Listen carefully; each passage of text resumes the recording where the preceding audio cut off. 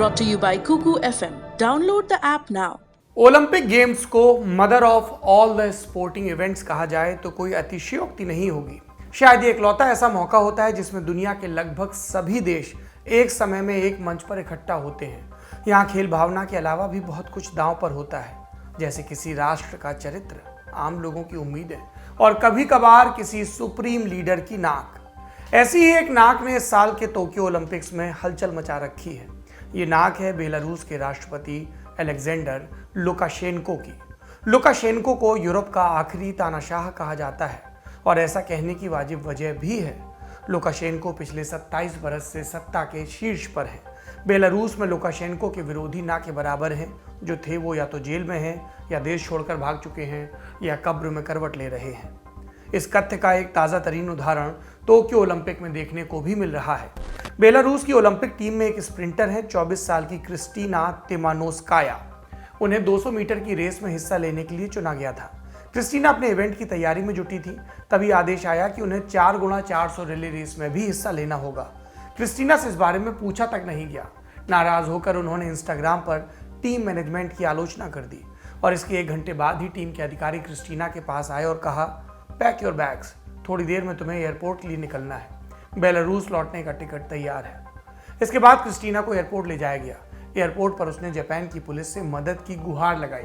कहा कि मैं बेलारूस वापस नहीं जाना चाहती, वहां मुझे जेल में डाल दिया जाएगा। पुलिस ने क्रिस्टीना को तुरंत अपनी निगरानी में ले लिया। जब यह खबर फैली तो पोलैंड ने मदद का हाथ बढ़ाया। पोलैंड की सरकार ने मानवीय आधार पर क्रिस्टीना और उनके पति को वीजा दिया। क्रिस्टीना के पति ने खबर मिलते ही यूक्रेन का टिकट कटा लिया था। क्रिस्टीना 2 दिनों तक टोक्यो स्थित पोलैंड के दूतावास में रही। 4 अगस्त को पोलैंड की राजधानी वार्सा की फ्लाइट पकड़नी थी, लेकिन ऐन मौके पर शेड्यूल बदल दिया गया।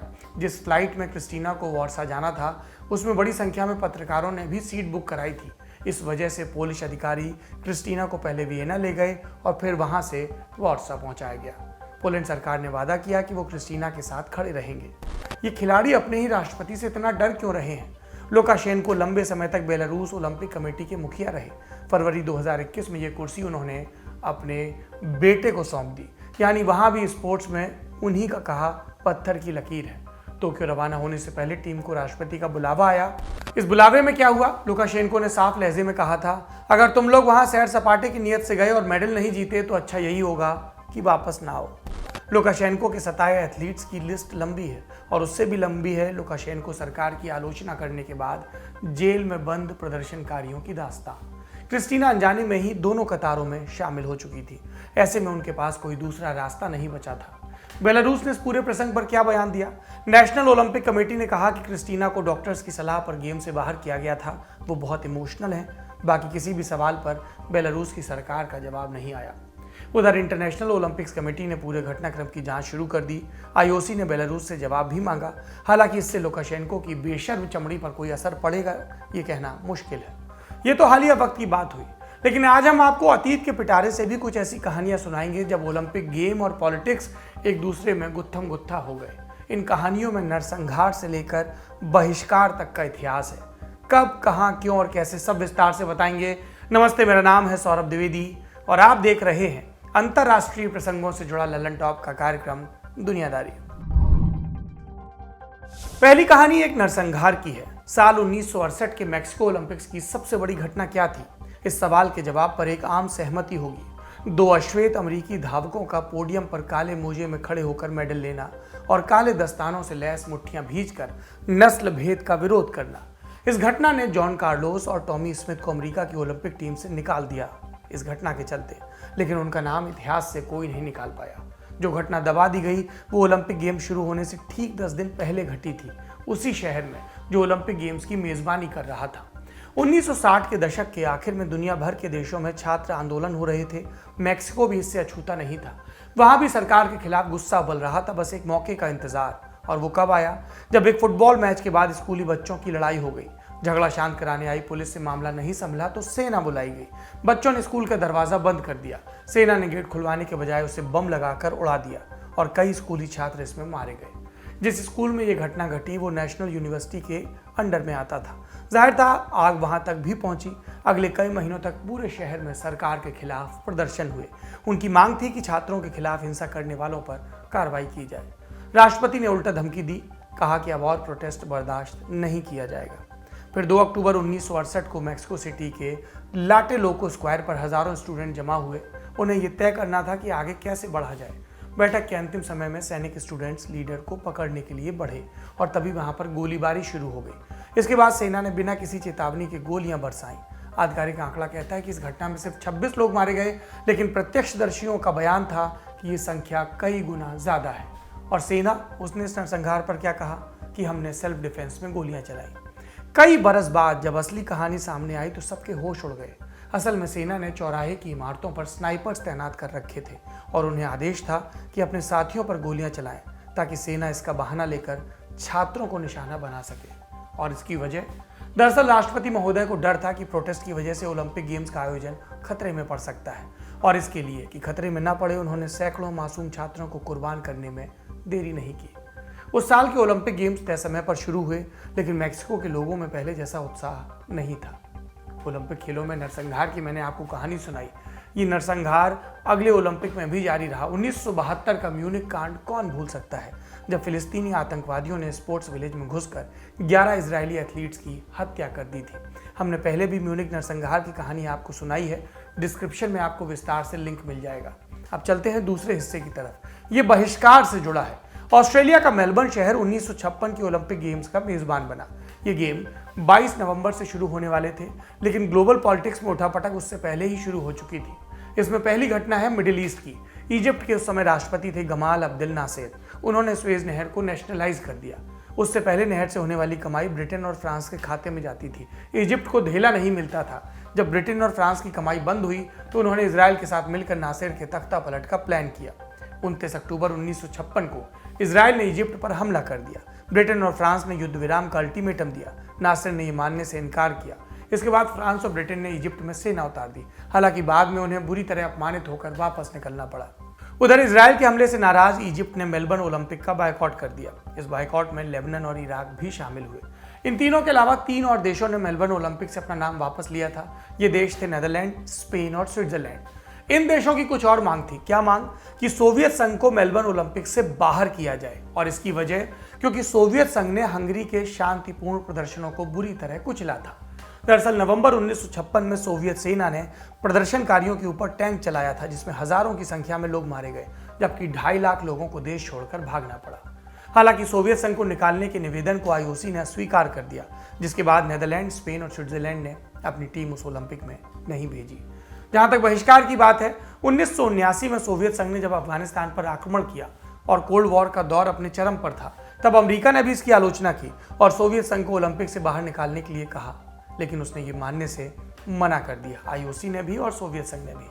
लिहाजा जब 1980 में मॉस्को में ओलंपिक खेलों का आयोजन हुआ, तब अमेरिका ने इसमें हिस्सा लेने से इनकार कर दिया और उसकी देखा देखी 64 और देशों ने मॉस्को ओलंपिक से नाम वापस ले लिया।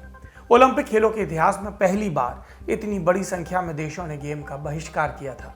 और इस बहिष्कार का जवाब आया 4 साल बाद, जब ओलंपिक खेलों की मेजबानी पहुंची अमेरिका के लॉस एंजलिस शहर के पास। इस बार सोवियत संघ और उसके सहयोगी देशों ने हिस्सा नहीं लिया। हालांकि इन देशों की संख्या कम थी। अब हम चलते हैं तीसरे हिस्से की तरफ। यह है प्रदर्शनी से जुड़ा। ओलंपिक खेल पब्लिसिटी का कितना बड़ा जरिया हो सकते हैं, ये समझने वाला पहला शख्स था एडोल्फ हिटलर, जर्मनी का तानाशाह। उससे पहले तक राष्ट्राध्यक्ष इसे उतनी गंभीरता से नहीं लेते थे। मसलन 1932 में ओलंपिक गेम लॉस एंजलिस में हुए। उस समय अमेरिका के राष्ट्रपति थे हर्बर्ट ह्यूवर। उन्होंने गेम्स को समय देने से इसलिए मना कर दिया क्योंकि उन्हें चुनाव प्रचार की चिंता सता रही थी। लेकिन हिटलर नादान नहीं था। उसे पता था इतने बड़े मंच से क्या क्या किया जा सकता है। आखिर वो मंचीय भाषण के दम पर ही तो सत्ता में आया था। जब बर्लिन को 1936 के ओलंपिक गेम्स की मेजबानी मिली, उस वक्त हिटलर शुरुआती सीढ़ियां चढ़ रहा था। मेजबानी मिलने के 2 बरस बाद ही हिटलर जर्मनी का चांसलर बन गया। यहूदियों के खिलाफ उसकी नफरत दिनों दिन बढ़ती जा रही थी। मांग उठी कि अमेरिका बर्लिन में खेलने न जाए, लेकिन ये मांग नहीं मानी गई। अमेरिकी टीम में शामिल यहूदी एथलीट्स से नाराज हो गए। उन्होंने अपना नाम वापस ले लिया। उधर जर्मनी में करतब दिखाने की पूरी तैयारी थी। पूरे बर्लिन में नाजी झंडे लगाए गए, हर इमारत पर नाजी निशान दिख रहा था। पहली बार ओलंपिक खेलों का टीवी पर ब्रॉडकास्ट किया गया। हिटलर की हर हरकत को कवर किया गया। उसका आदेश था नाजी जर्मनी के कथित वैभव को दुनिया के सामने पेश किया जाए, और हिटलर अपने इस प्रोपेगेंडा में काफी हद तक सफल रहा। 2008 में जब ओलंपिक गेम का आगमन बीजिंग में हुआ, तब भी ऐसा ही हुआ। बीजिंग ओलंपिक्स को सबसे खर्चीले खेल आयोजनों में से एक गिना जाता है। इन गेम्स की तारीफ भी हुई, लेकिन पर्दे के पीछे की कहानी बहुत कम लोगों को पता है, दबा दी गई। ये कहानी है खेलों के इंफ्रास्ट्रक्चर तैयार करने वाले मजदूरों की।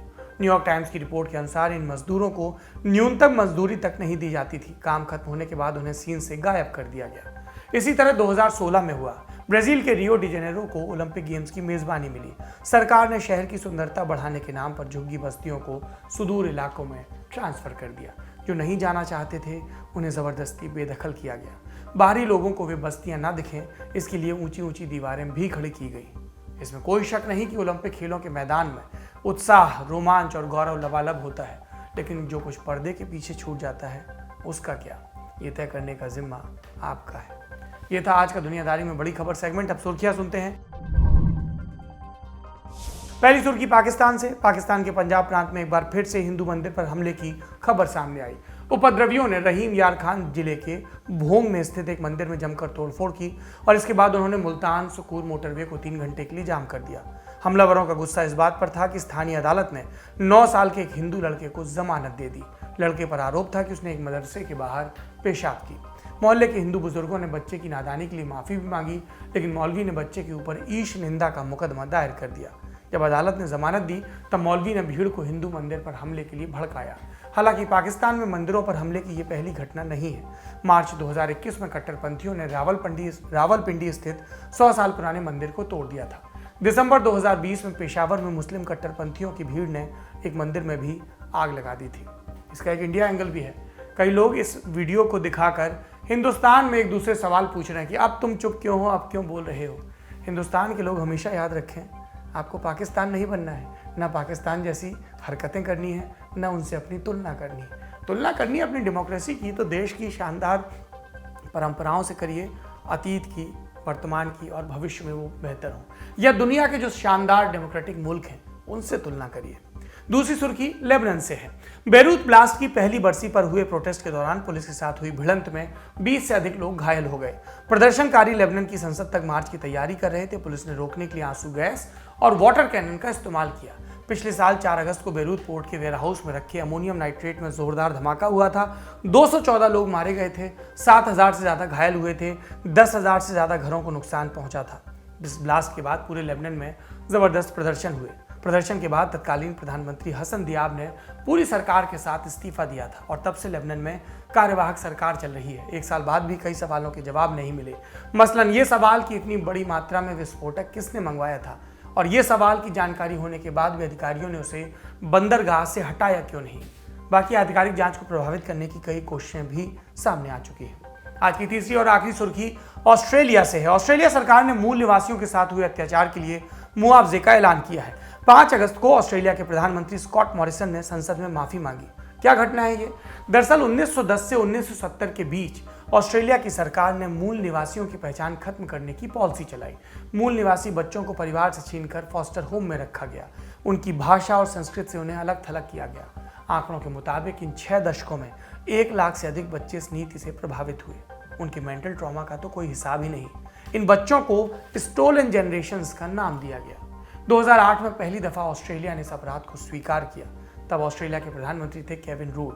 उन्होंने आधिकारिक माफी मांगी और कहा कि ये ऑस्ट्रेलिया की आत्मा पर धब्बे की तरह है। देखिए, ऐसे होते हैं देश, अपनी अतीत की गलतियों को स्वीकार करते हैं और करेक्टिव मेजर्स भी करते हैं। आज की दुनियादारी में इतना ही।